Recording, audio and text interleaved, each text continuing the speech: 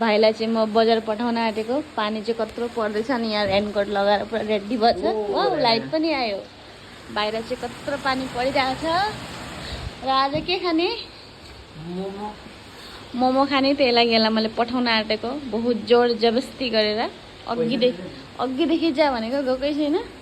अब यसलाई लाइट चाहिँ भर्खरै आएको थियो फेरि गइहाल्यो।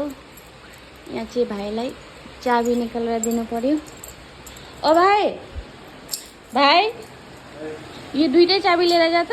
आउँदाखेरि गेट पनि बन्द गरेर आउनु। यदि सामान हुन्छ म कसरी गेट बन्द गराउनु? स्कुटी भित्र राखेर गेट बन्द गर्नु नि त अनि ग्रिल पनि लगाइदिनु। जान देखाउँदैछु त। त्यहाँबाट माथिबाट छ न देखिन्छ। कसरी देखिन्छ?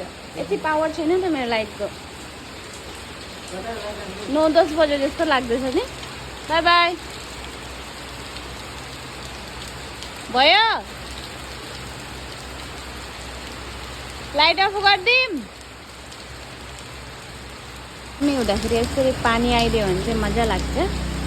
तर के गर्नु, पानी आयो भने फेरि लाइट हुँदैन, लाइट भयो भने पानी हुँदैन, गर्मी भयो भने भोल्टेज हुँदैन। जिन्दगी यस्तै काटिराखेको छ जसोतसो। भाइ चाहिँ यहाँ गइसकेको छ।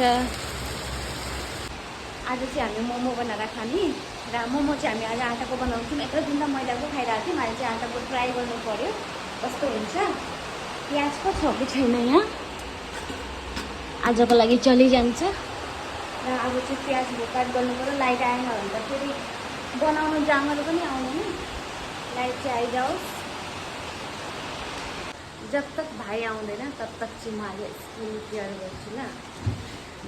स्किन केयरमा चाहिँ केही छैन। मैले अस्ति दुध लिएको थिएँ त्यो दही भएको छ। यो दही हुन्छ।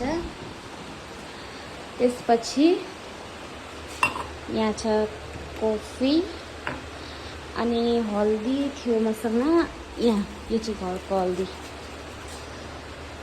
3 ताला मिक्स गर्छु। अब यहाँ मसँग हनी पनि थियो तर हनी अस्ति मैले बोतल फ्याँक्ने टाइममा त्यो पनि फ्याँकिदिएँ जस्तो लाग्दैछ। हनी चाहिँ छैन।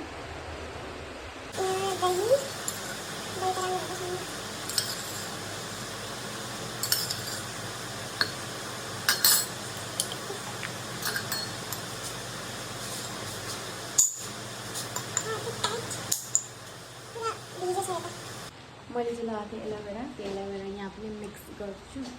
त्यो काट गर्न पर्यो। यस्तो हुँदो रहेछ।